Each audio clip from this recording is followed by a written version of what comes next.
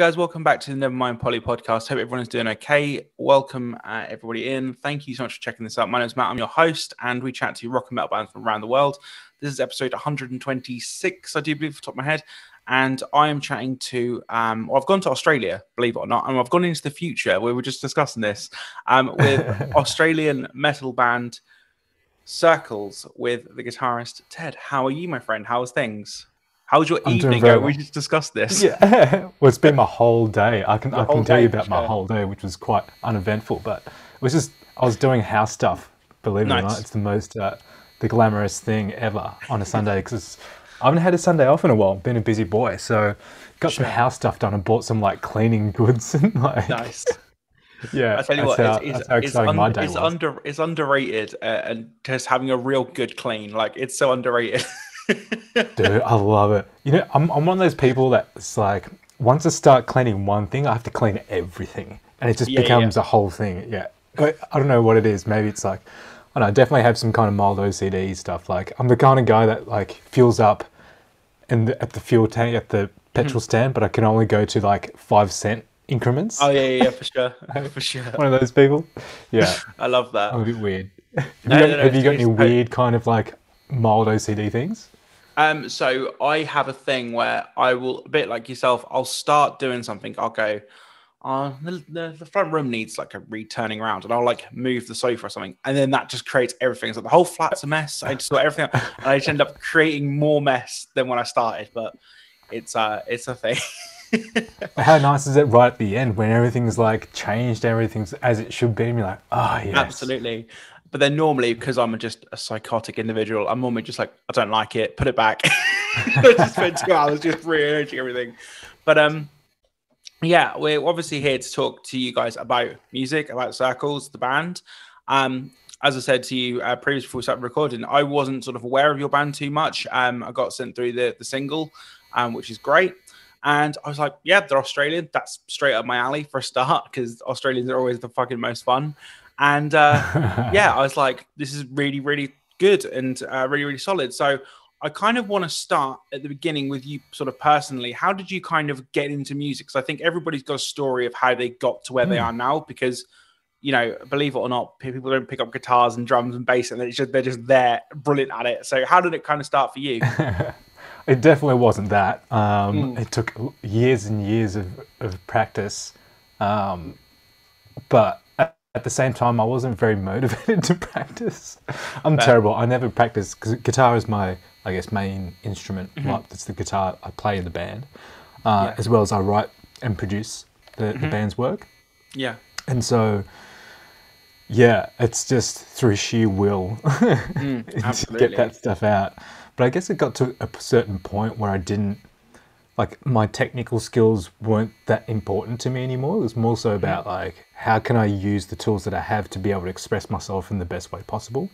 Yeah. And so, although there's that age-old argument of like, you know, knowing audio, call it audio theory, call it musical theory, knowing theory is king because you know how to achieve whatever's in your head. And then like, for sure. On the other side, people are like, no, we don't want boundaries. Like music theory sets these boundaries, and what if there's other things more than just music theory? So it's like, yeah, I kind of sit somewhere in the middle there. Like I understand that like the need for music theory because it's really useful, but at the same time, I love not having any rules or like being able to break every rule and see what sounds good to me or see what sounds good to what I feel like I'm trying to express or something like that. So, but anyway, like from the start, basically it was right. I think I was in grade 2. So in Australia, I think grade 2, you'd be like 6, 7 years old, around there. Yeah. And so me and my friend, for some reason, he had a upright piano in his house, and we used to kind of muck around in it, not knowing what we were doing. Yeah. But we really wanted to learn. Remember Axel Foley, the Beverly Hills Cop theme? Yes, I do. Yeah. You nearly threw me. I was like, yeah. So that melody, full, 80s, that thing. So we learned how to play that. We both figured it out, and then we both figured out the bass bit, like the bass octave bit on the synth. straight Right. after it. Yeah. Nice. That thing. So we both played that at like show and tell Nice. in grade 2. And that was like my first, I guess, public performance. I love it. It's so silly, and it's like ever since then, I think I was fascinated with like music and trying to figure things out by ear, and so I never took like any music lessons or learned an instrument up until like grade 5. So like a couple of years later, when I was really interested in drums. Okay, for sure. Nice. Yeah, and the whole point of like me wanting to play drums is up until that point I was listening to just your radio pop stuff. Whatever was on the radio was what we were into as kids. But like the first time I heard Silverchair, later on in life. Sorry, that wasn't Silverchair. Silverchair was later on. It was Offspring. I heard Offspring first. Amazing. That's what made me want to play drums. I was like, what is this music? Like it's kind of rock, but it's so fast and it's like angry and it's really cool. And that got me into drums. But what really what made me want to play in a band was Silverchair, which is another for sure Australian band. There's something in the water in Australia.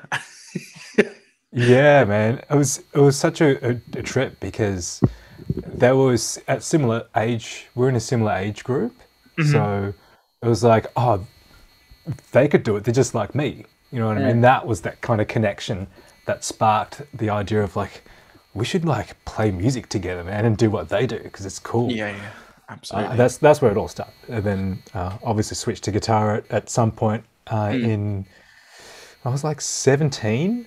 Sure. And the whole reason for that was I just quit drums because I heard Meshuggah for the first time. That'll do it. Yeah, and so I was like, nah, I'm not playing drums. At least I know the basics, but I'm done with drums because I can't play that, and I want to play that really badly. But instead of doing like 4 different things at once, like he does, like Thomas does on the drums, I'll be like, why don't I just do the one thing and just do that on guitar? It seems easier rather than doing 4 separate things. So I just switched over to guitar. That's how my dumb brain worked in high school. I'm like, oh, that seems easier. I'll just do that. So my friend has told me a really good joke years and years ago. She said, have you heard of this band Meshuggah? And I was like, I mean, I've heard the name banded around, but I can't say I've heard them. And she said, oh, yeah, you'll have a bad time 2-stepping to Meshuggah. And I was like, what do you mean? And then I listened to it and I was like, that makes perfect sense. It's my favorite thing about Meshuggah. It's just someone in a mosh pit trying to 2-step to them. It's just really funny. And it's the thing, and Meshuggah's that band that I feel like they transcend any kind of genre or subgenre.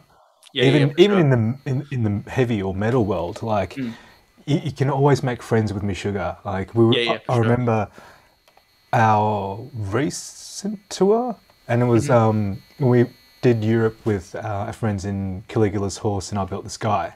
Nice. And then by the second or third night, when everyone's kind of got a little comfortable with each other, just met, because we just kind of met properly in person, and we were traveling for a whole month together on a bus, so better get along kind of thing. So, we were all just kind of relaxing, and we all kind of knew each other anyway, but we really got together and had a good time by like the second or third night when someone just chucked on Meshuggah over the stereo, and everyone's just like, and everyone starts talking about the band, and then they start talking about their favorite song, and then they go, hold on, 1 second, this bit, and then everyone will start rocking out.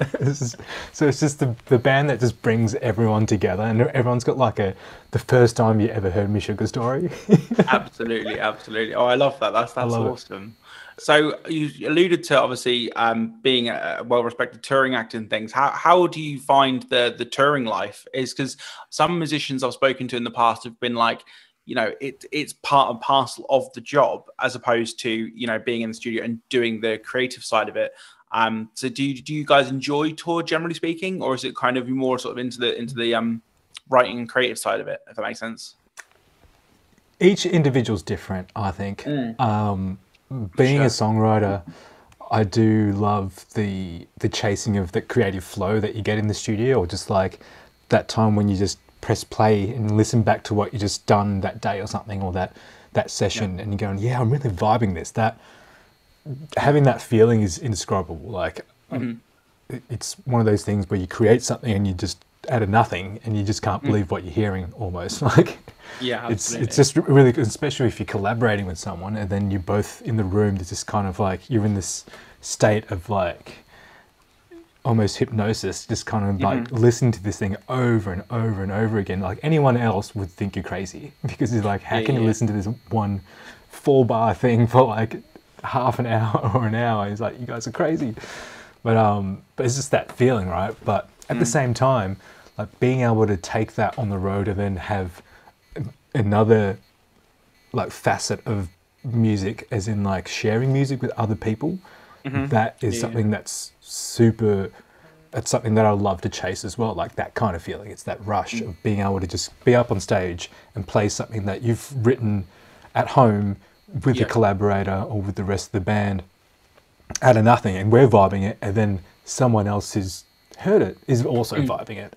And especially if you're in another country where they don't really speak your language or anything, or never met you for that matter, it's a crazy thing to think about, right? Like you just go, we pay money to go see this group of people that have flown halfway across the world to kind of bang ahead and scream at you know, like it's just a weird concept to think about. And then just the absolute kind of joy that it brings to people. It's crazy. So I love that feeling too. So I think some of the band, like a couple of the dudes in the band, they do love touring, but they also they hit this certain mark where they go, I'm ready to go home now.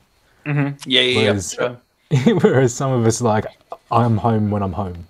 I'm just enjoying this for when I can. So I get both sides, because some people are just like that. They love the comforts, they love the safety of, and some people just like being told what to do every day, which is basically touring. There's no responsibilities.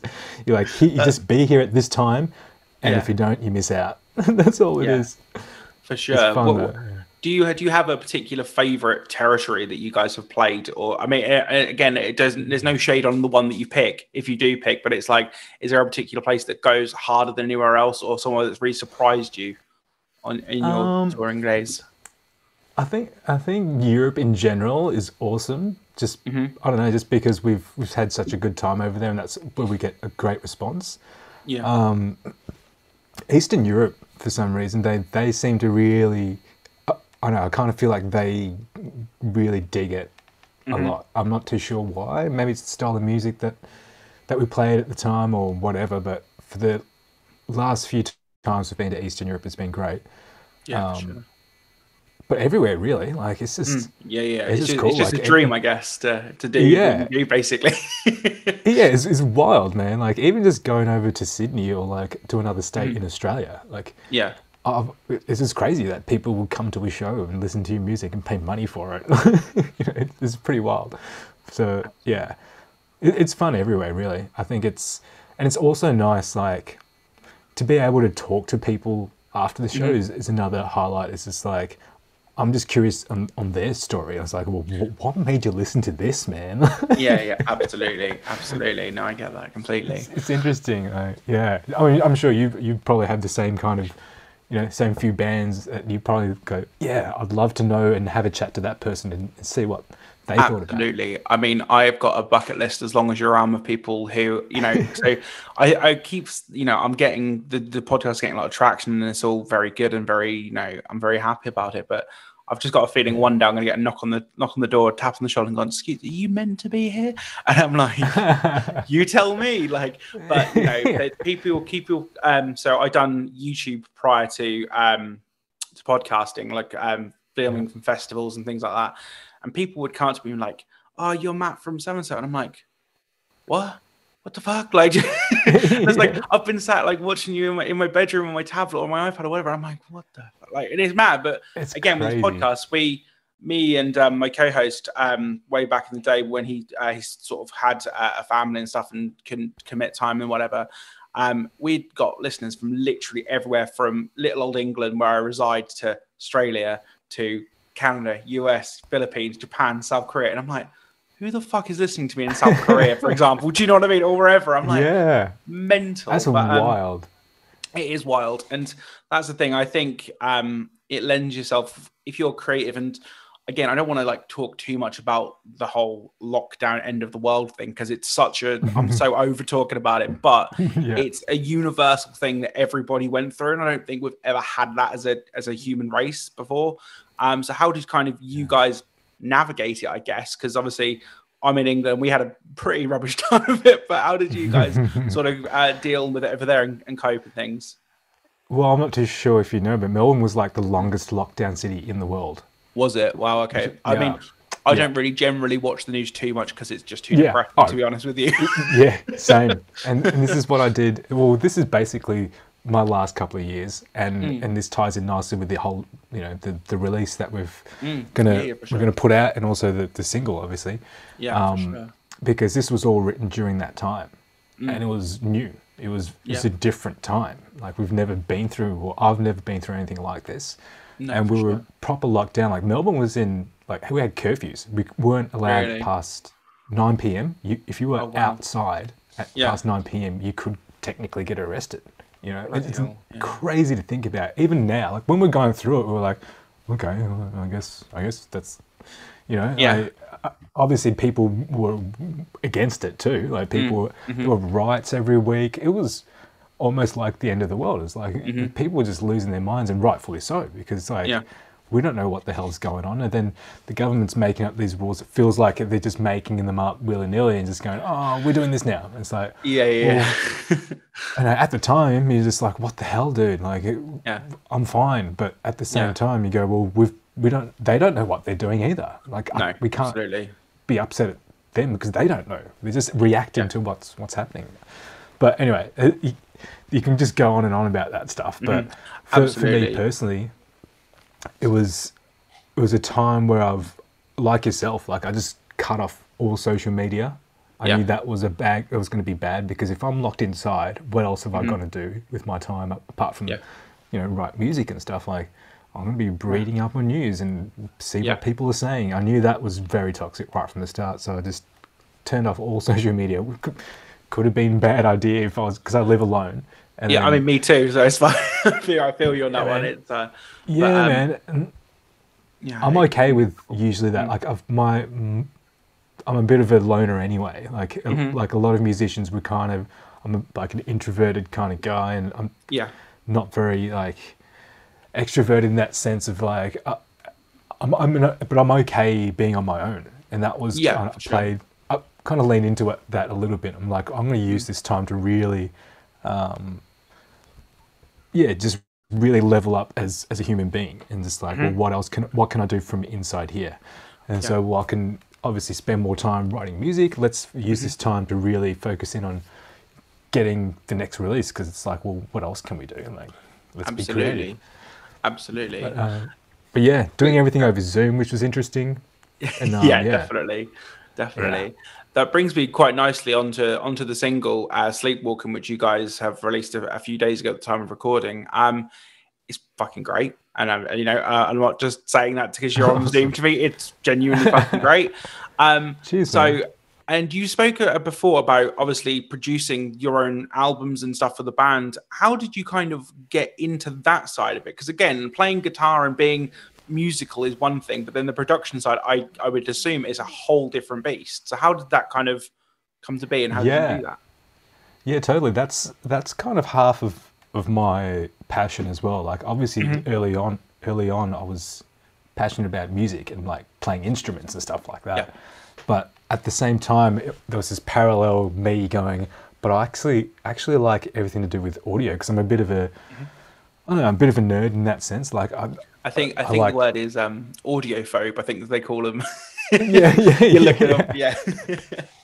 I was just so into that kind of stuff. Like just figuring. I used to like open up electronic gear and look at it and see if I could redo it. Like I'll take things out and put things back in, and that kind of stuff. I loved building those kind of things. So I started to get interested in audio because me and my mate, I think it would have been really young, it would have been like 7 or 8. So we used to do these things, and because we just watched Terminator 2, we were obsessed with Terminator. Like we used to act out scenes and like play them out, and like it was a thing. Like we were kids, and so that's cool. we used to do the voiceover on this. So my parents had this like ghetto blaster.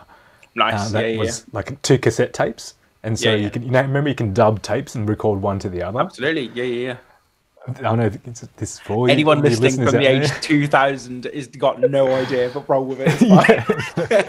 So, what the hell are you guys talking about, you dinosaurs? Exactly. But back in the day, kids, there used to be cassette tapes, which was sick. And so you used to be able to copy one tape and you dub it.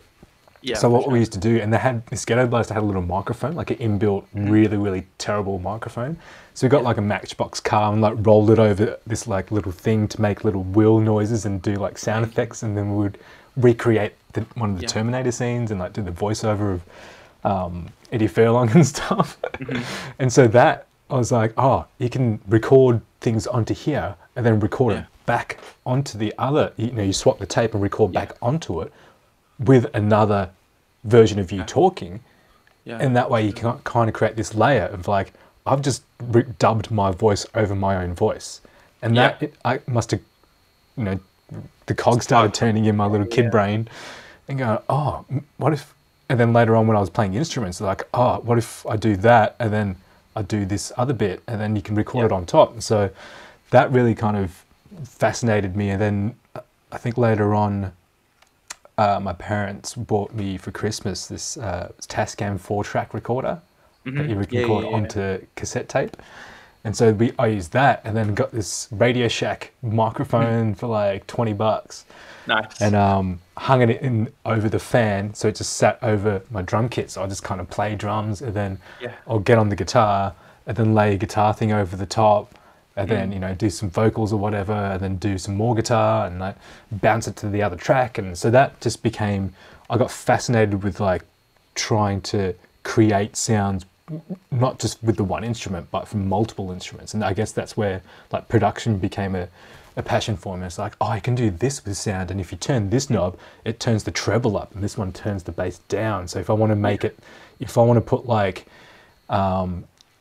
this guitar lick thing that's played up higher on the neck, oh, it sounds better if I take the bass out, because it clutters the rhythm. Like because if I play the rhythm guitar, it's all kind of low frequencies, so it's like oh, if I make the lead thin, that way I could do more of them and do a harmony like Iron Maiden shit over the top, and it won't sound like all messy and stuff. Now I can really hear everything clearly, and then that like my brain started firing off all these ideas, and like, oh, that's how EQ works. That's how you balance a mix. Like those kind of things later on, obviously when I've learned all the techniques and stuff later on, I was learning those things when I was a kid, but just kind of not realizing what it was, but just doing what sounded good. And I think at the end of the day, when you learn any kind of audio tips or tricks, it's usually just trust your ear and get your ear tuned in. And I must have been doing that from a young age. So by the time I got serious about production, my ear was kind of tuned to those kind of things, and I had like a good kind of foundation to be able to work stuff out. So yeah, that's kind of where production came in, and especially on this song, I've really tried to incorporate more of my production songwriting, whereas on a guitar or like a bass or a keyboard or anything, you're kind of restricted with the notes that you have. Yeah, for sure. Whereas with production and sound, you can manipulate those notes into whatever the hell you want. Absolutely. And you can make it, you can make a piano sound like a jet engine, or like, you can just manipulate audio to whatever you want. So I'm like, it's more, rather than a 2-dimensional thing, you've got like this 3-dimensional idea and sound that you can achieve just from, just through creativity, rather than playing more instruments. So that's kind of cool as well. So I try to incorporate a lot of those kind of ideas into the new stuff. So that's why it's so dense. There's so much stuff in there. That's the thing. I was going to say, obviously I've given it a good few spins, and I'm just merely a music fan rather than like, I don't know the production side or anything, but to me, when I listen to it, there is a lot of density in terms of heaviness, if that makes sense. So there's a lot of heavy guitars and bass and things like that. But at the same time, there's passages where you can breathe, and it allows you to breathe, and then it crushes back in, and it's kind of like tiny little bits and snippets that, unless you listen to it 3, 4, 5, 6, 7 times, you don't hear the first time. And it's kind of like, I always think it's a bit like sort of a a smorgasbord of things. You know, you start picking things out and like, okay, that's cool. And in a way, it kind of reminds me of how something like a pop song would be written, because there's just so many different layers to it. And so I'm massively into pop as well as metal. You wouldn't believe what shirt, but it's kind of like when you break it down, it's like there's so many different things to it, and it's kind of like, and the Euro guys are a 5-piece. Have I got that right? We're 4-piece. So there's 4 members now. Yeah. It sounds like there's 6 or 7 or 8. You sound like you could be like, do you know what I mean? And I'm just, because that's the level of kind of the leveling and things, is just like there's so much going on, but at the same time it doesn't sound muddled, if that makes sense, which is kudos to your production job basically, and you guys sort of layering it together. So it's really, really cool. Yeah, thanks. Yeah, that's definitely the idea. Like and you were spot on. Like your description of it was spot on, and that was basically my idea of how I wanted it to sound as the producer. It's like we've got so many music elements, and this is like there's pros and cons to doing it yourself. You get the freedom, but the con is definitely like there's no full stop. There's no stop enough. You know, like so when I'm writing, I'm just adding stuff. It's like, oh, this sounds sick. I'll add that in. Oh, this sounds sick. I'll add that in. And then and because of the lockdowns as well, I didn't have my co-writer or any of the other band members going, stop, it's good enough. Stop adding any more shit. Like, absolutely. I was just on my own, just adding all this stuff, and I'm like, but I like it all, and then I'm gonna have to make this work. So I just obviously tried to manipulate audio as much as I can to make all these elements heard, but at the same time, instead of having it static, as in like, oh, let's turn it all down, let's use, say, automation and just bring those elements up in certain sections. So it pops out to your ears as a listener and go, oh, that's there. You notice it, and then it goes away. And then every now and then it comes back, oh, that's right, that thing is still there. Cool. So it's like this living, breathing thing. So it's like, that's where the creativity of a producer comes in hand, because like, if you're in a band, if you're just using musical instruments and you write a song, you might write a song like A, B, C, D, and it's like, cool, that's it. But and then you go, well, let's move A up a bit, B slightly up, and then C down here, then D back up here. Now you've got like this another dimension to the song that's not like, oh, you don't play E and then G here. It's like you play E and G, but you repeat the E, but you play an octave higher, but it's got this reverb on it that comes in and out, and then the drums are kind of holding that beat. So the second time the snare hits, this thing releases, and so now that you feel like the snare's been hit different every second time it comes around, and little things like little Easter eggs thrown in here and there that the normal regular listener probably wouldn't notice, or I don't think anyone really notices except for me, because I did it. That's the thing as well. Like, that you can take that and what you guys do, and that's very, technically brilliant, and obviously you look at someone like, so Nickelback, for example, they write 4/4 fucking bangers every single day of the week, right? I love Nickelback. And people are like, oh, but they're rubbish, and it's like, well, if everybody could be Nickelback, there'd be 100 Nickelbacks, but there's no one like, do you know what I mean? In the same way. Right. So it is an art form and a skill to be able to make something that's mass appealable, but also because some people, people who aren't into metal per se will go, oh, it's just screaming, it's just loads of heavy guitars, but it's like, you've listened to like 10 seconds of that. You're so like, if it's a 3-minute song, there might be a minute of, heaviness. And then let's like, to the point sometimes that you take a band like Sugar we spoke about earlier, where they get to the point where you physically like gone, I can't listen to them anymore. And then it's like, and then there's a release and it's like, I'm back. And then it smashes around the head again, so that's the joy that like we have as like metalheads, I guess. And it's really cool to kind of, to hear that from you guys, from the layering perspective and things. It's just really interesting, I think. And I think that's where where the term progressive is applied to us. Yeah, for sure. As in like, our previous works, I guess, were a bit more like your traditionally progressive metal kind of stuff. But I guess the mentality is progressive in the sense of the songwriting, rather than instead of going, oh, this is going to be in 7/8, then this, and then we're going to go around here and it's all conceptual and all that kind of stuff. That is kind of the stereotypical, I guess, prog tag. The way that we wanted to apply it to our music was like in subtle ways. And so, for like, sure. every chorus is slightly different in a way, Mhm. whether if it's like a sample or if it's like a one note here or there, or if it's just the changing of like a plural of a lyric or something like Mhm. that. Just For sure. really, really minor things, but they're very kind of on the surface level, you can't tell. But Yeah, no, for sure. when you take, like you say, you take a couple of listens, and then you start noticing things that you didn't before. And I feel Yeah, like that's kind of like the hook and sinker metaphor. absolutely. It's like get you with the you see little sinker there, and it's like, but it's easy, And that's and the all thing. the yeah. As a music fan, I've been known to go back to like a particular track or a song just for like 1 5 second guitar lick, which I just Yeah. can't get enough. Like, or like there's a particular American band, Ice Nine Kills. They do a bit in their song. What the hell's the song called? Take your pick, and there's just like a guitar, and then there's just a flam on the thing, and then it goes 4/4 again, and it's just it's like fucking just like that's the one. Like, so Yeah. the whole song's fine, but that bit is just like, so when it's kind of like, and I guess you guys know obviously what you're doing, but when you're writing, it's like, yeah, that's going to be the one. I always liken it to James Hetfield and Lars writing Enter Sandman and going, do you think this is all right? Do you think this will be okay? Do you know what I mean? So Yeah. It's really cool in that respect. Meanwhile, you got Kirk going, yeah, but I basically wrote the riff, man. Yeah. Absolutely.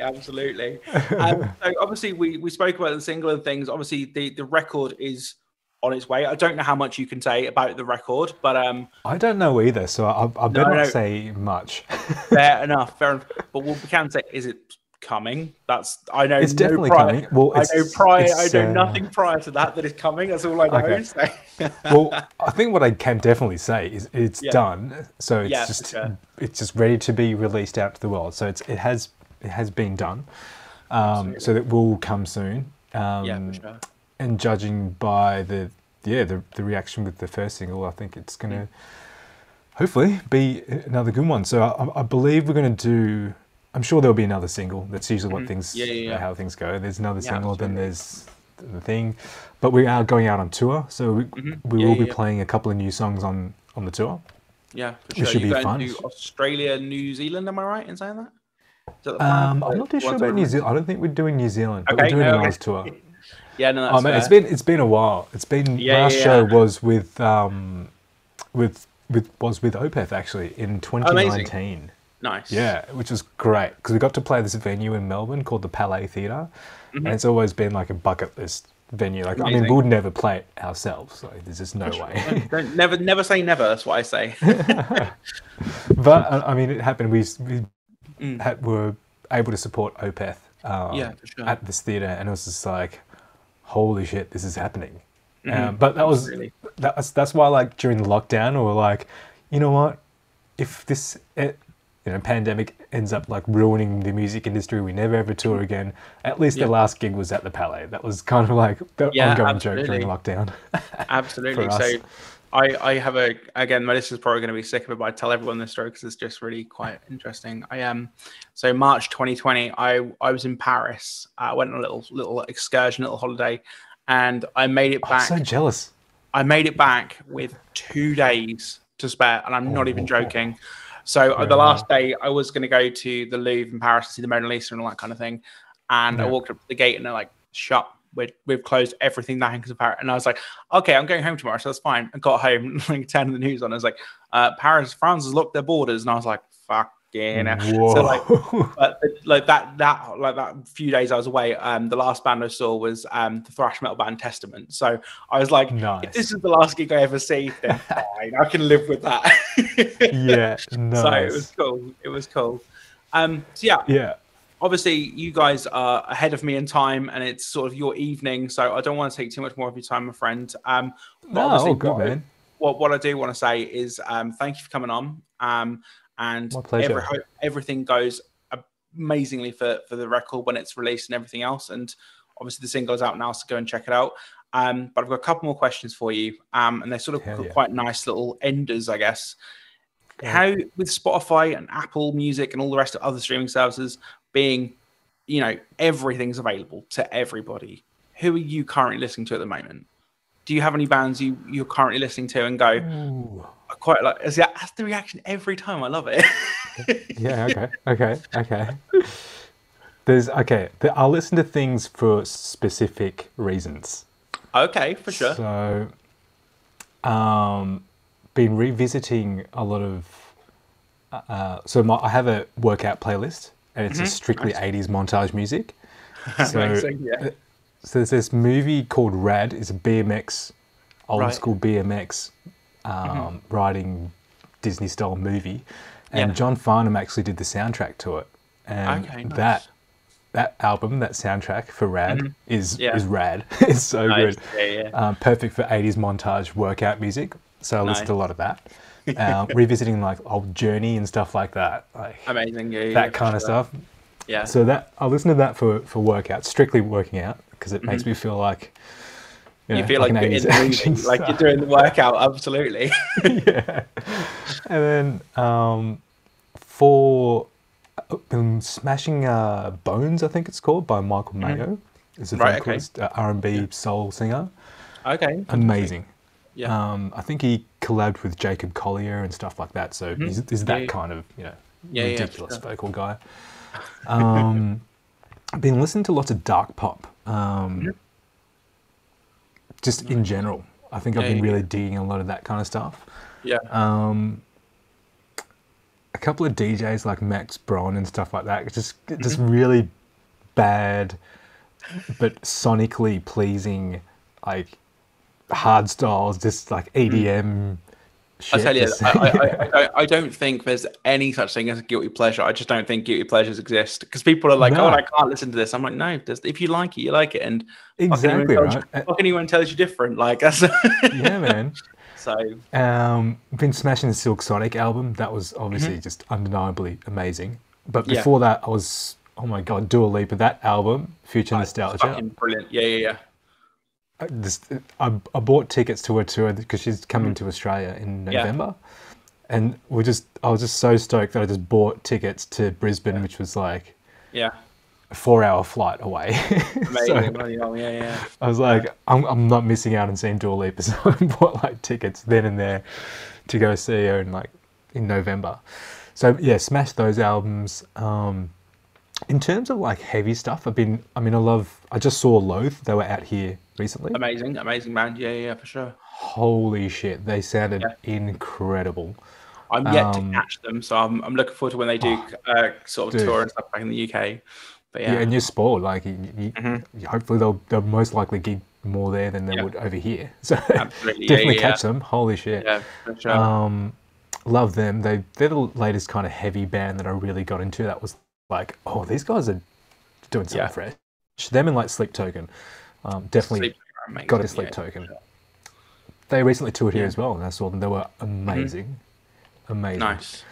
But yeah, that's pretty much what's going on. And I just have my regular go-tos. Like, I always listen to Silverchair because I love them. Yeah, absolutely. Massive, Pantera fan from back in the day. I know that they're been in the news lately. Yeah, I mean, yeah. What are your thoughts? What are your thoughts on the Pantera? The thoughts with Pantera, I think it's such a double-edged sword. I don't think they should reform. And it's kind of, but then again, I say that as someone who's one of their favorite bands is Black Sabbath. And if Ozzy still is touring and whatnot, I will still go and see him, even though he is, on paper, not great at the minute. And he probably should just kick the bucket, kick the touring in. Christ, I don't want Ozzy to die. Fucking hell. No, he's the kind of guy that will live forever. Absolutely. But at the same time, it's kind of like I would go and be like, this is great. So it's separating the art from the artist. And I think, it's such a hard one, because I think Phil Anselmo is troubled.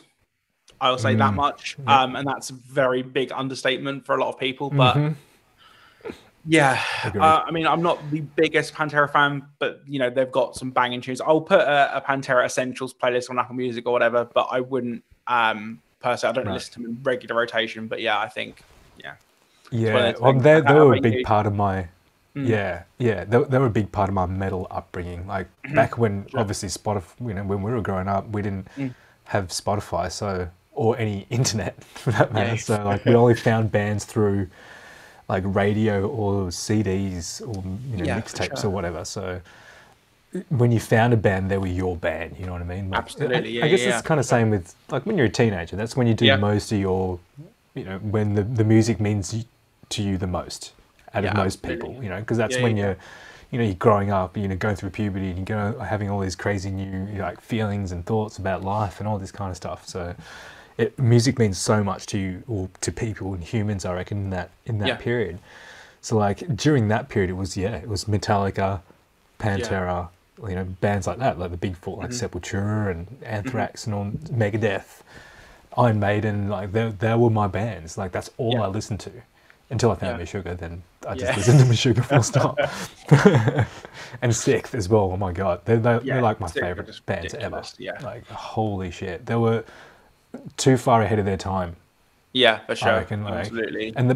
But at the same time, they influenced a whole new wave of bands that are awesome. But at the same time, I don't feel right because I feel like those bands get all this attention where it's like, but they wouldn't be around if they never listened to Sixth, Absolutely, yeah, absolutely. I totally agree with that. They're like unsung heroes a little bit, but everyone in the scene knows them though. Like if you say Sixth, musicians, it's like, bro. Yeah, absolutely. And I do feel like there's a lot of sort of UK band and stuff that they just don't get the leg up they deserve, and for fear of listeners hearing the same spiel from me about certain bands that get the leg up because money's involved, but you see, really? There's a few bands. I'm just trying to think. So Palm Reader are one who I absolutely love, and they'll play like sort of 300 rooms in London, and then you see other bands who get every main stage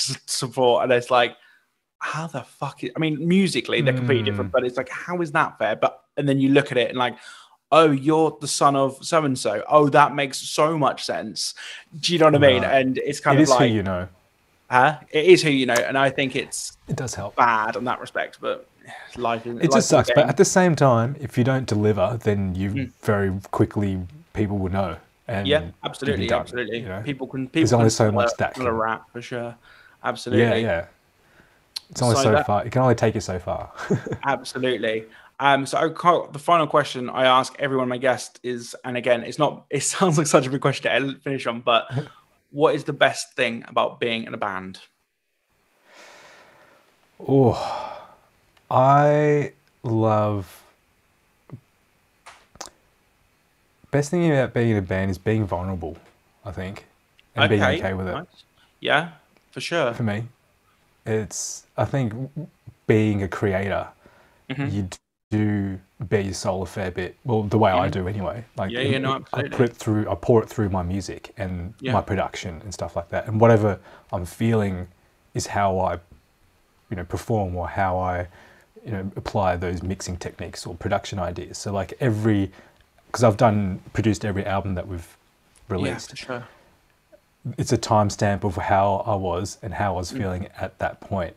And so when people ask, especially production stuff, it's like, oh, is there anything you want to change? It's like, now, like, of course, if I think about the first album, there's a lot of things I would change in terms of mix and production. But that was how I was feeling at the time.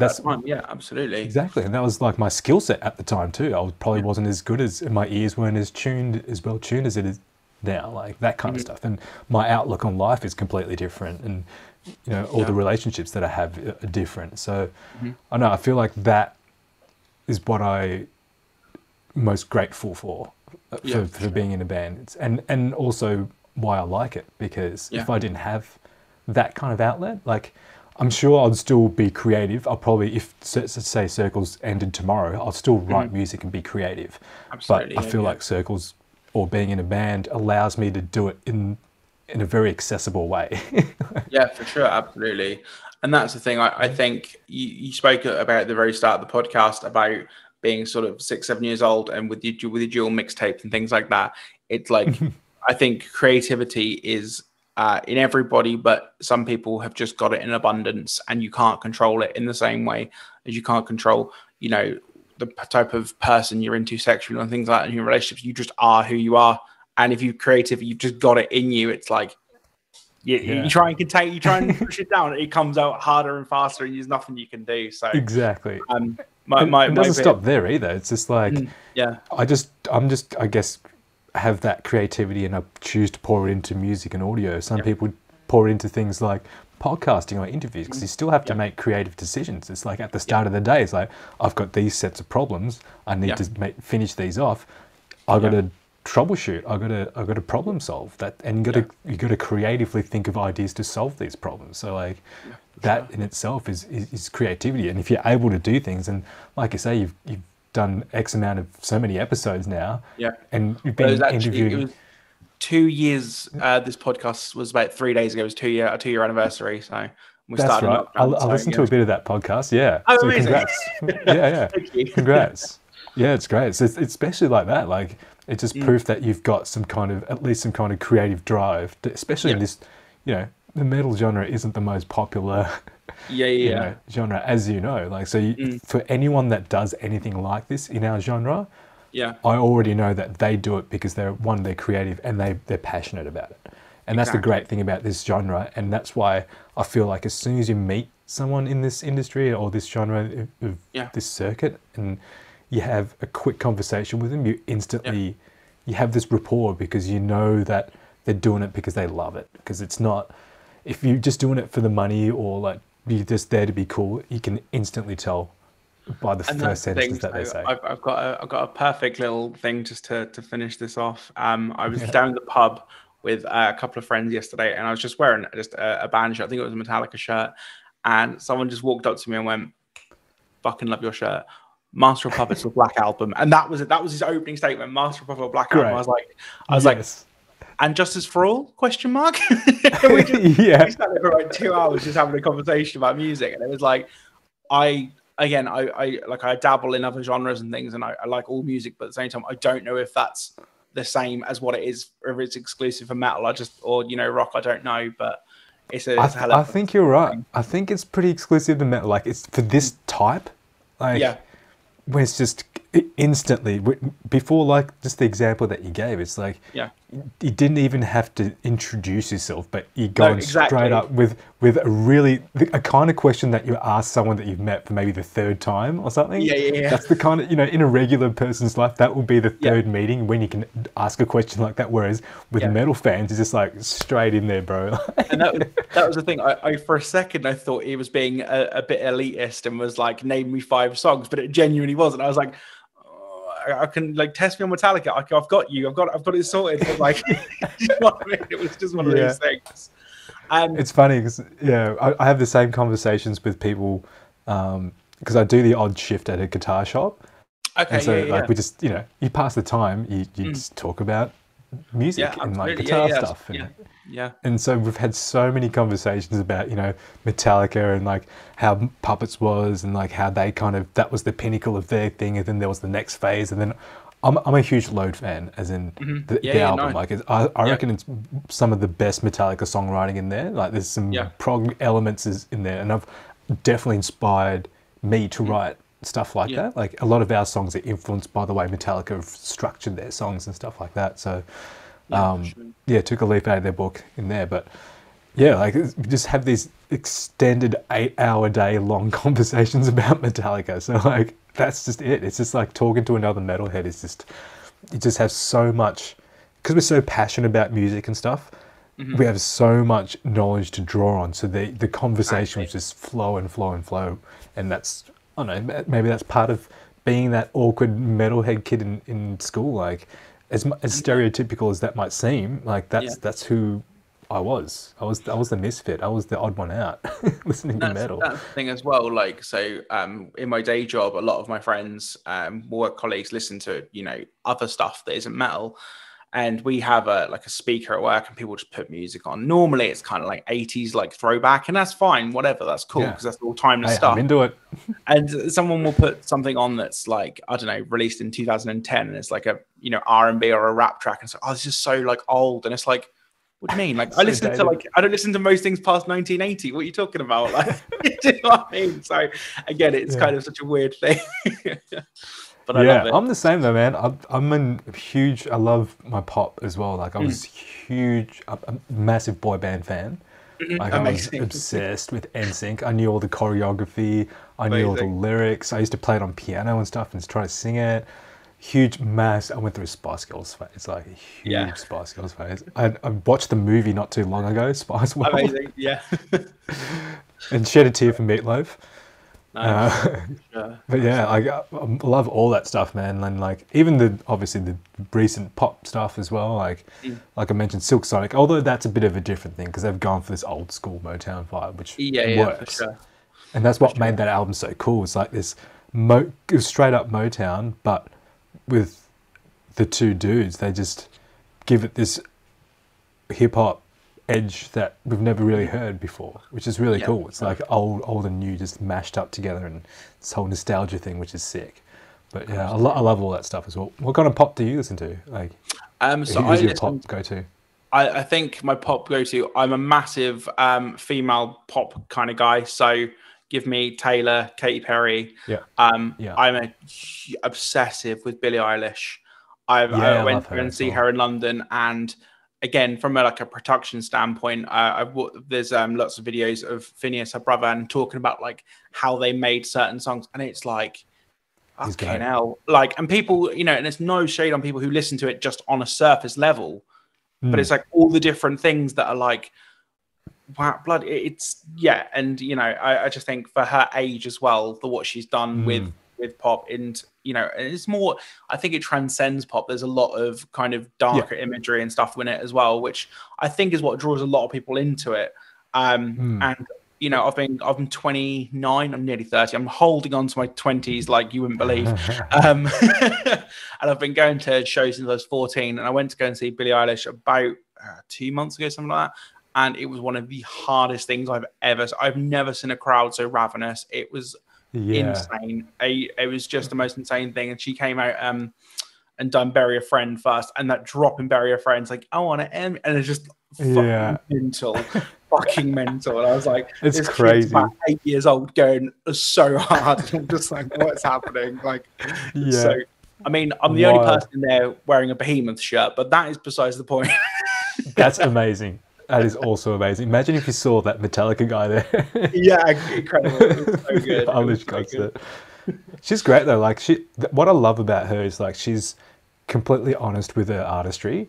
Absolutely. And that's what shines through to me. That's what really, because I heard about it obviously a lot. Billie Eilish. It's like, oh, who is this person? Then I heard the big breakaway single, and it's like, yeah, it's cool. She's just kind of doing this whisper thing. Yeah, it's great. Like, it's cool. It's a cool pop. And then I kind of dove a bit deeper because I was like, I got to check her out because so many people are talking about it. And like, if someone's this big, they have to be good. Yeah, like, they can't. There's only so much like manufactured stuff you can do from like your X Factors or whatever, Voice or whatever. They're great singers, but there's only so much. There's only so far you can go, and then to be that big for that long and have that many hits, you either need to have an amazing songwriting team behind you, or you yourself you've got to be a really good artist and that have longevity. So I was like, well, I have to check her out now. And when I did, I'm like, holy shit, she's and Phineas are amazing. Like they're just completely. When you find out she wrote like most of the songs on the EP when she was 15, and she's talking about some of the dark imagery she is, I'm like, fucking hell. Like, I mean, 15-year-old me would love to have written something like how I felt like that. You know what I mean? It's like, Jesus Christ. Yeah, she's definitely got something. Like, she's truly gifted. Like, she's got some kind of gift. Something's happened to her. And him as well. They're both just musically and just have this kind of knowledge and this, I don't know, like, even his production stuff, he's just ideas that normal people wouldn't have thought of, but he just makes it into art and sound and audio, which is great. And it's really, I think it's inspired a lot of like musicians going, well, I might not be able to play shred guitar, but I know sound. I can do this and make beats and stuff. And then, absolutely. Be your own artist. So yeah, I love it. I love it all. Absolutely. That brings us, we're just coming on to the hour mark, which brings us sort of perfectly to to a finale as such. But I'm gonna give you a couple of minutes just to do your thing. If you want to promote, obviously, the single, things like that, anything you want to say to the people, feel free, and then we will shoot off out of here. Yeah. How hot is it there today? I hear you guys are going through a bit of a heat wave. So we had. I'm currently. Are we talking like? It was about 40 degrees a few days ago, which is unprecedented. 40 is hot, man. It's currently 28 degrees at the moment, so it's not too bad. It's not too bad, but yeah, 28 is like a nice for me. Like absolutely, 28 is like a perfect temperature, but 40, damn, dude, 40 is hot. That was hot, and that's the thing. Like, you know, I always make the joke saying that Britain is a little bit just unprepared for everything. It's like when we have like even like a centimeter of snow, like everything shuts, everything closes down. And I just got visions of like Canadians in 4 foot, 5 foot snowdrifts laughing at me. What's wrong with you guys?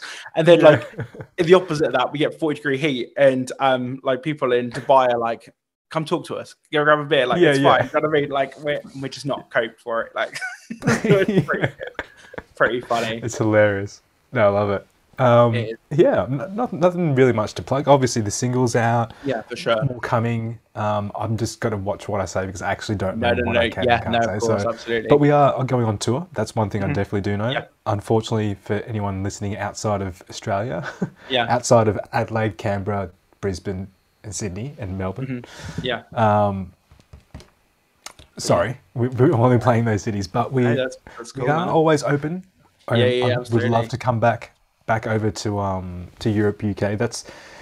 That's where we want to be. Like we've had offers for the States actually, and amazing. It's just expensive to go there at the moment. Yeah.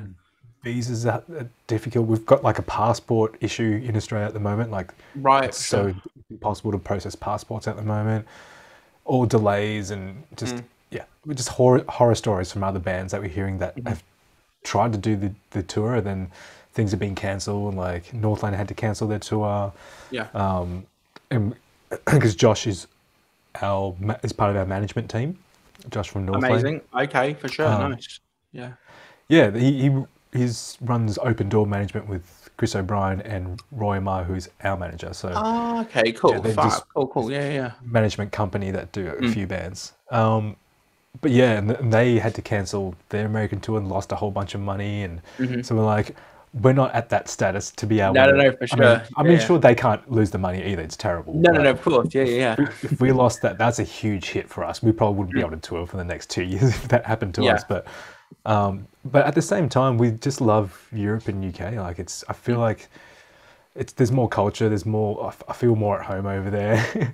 Nice. I mean, we haven't done the States, but so I can't speak. But I just feel like it's a bit more fun over there.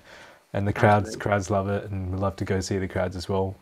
So yeah, and that's the thing. I always make a point of saying on the podcast that if we see each other at the gig, if I come to a circle show or you're in a support slot in London, England, anywhere close to my proximity, I'm gonna buy you a beverage of your choice as a thank you for coming on, because time is precious, and you don't have to do it. So so that's a real thank you. I'd love to, man. It's been a really fun, cool chat, and I hope that you've enjoyed it as much as I have, basically. Always, man. Yeah, and straight back at you as well. Like, if you let us know, because I'm not like part of management, and I don't really deal with that kind of stuff too much. But obviously, you got my personal Instagram and all that kind of stuff. You'll be able to find it on the website, on our Facebook and stuff. But hit us up, because if we do. And that way, and if you want to come to the show, just chuck it on the door, bro.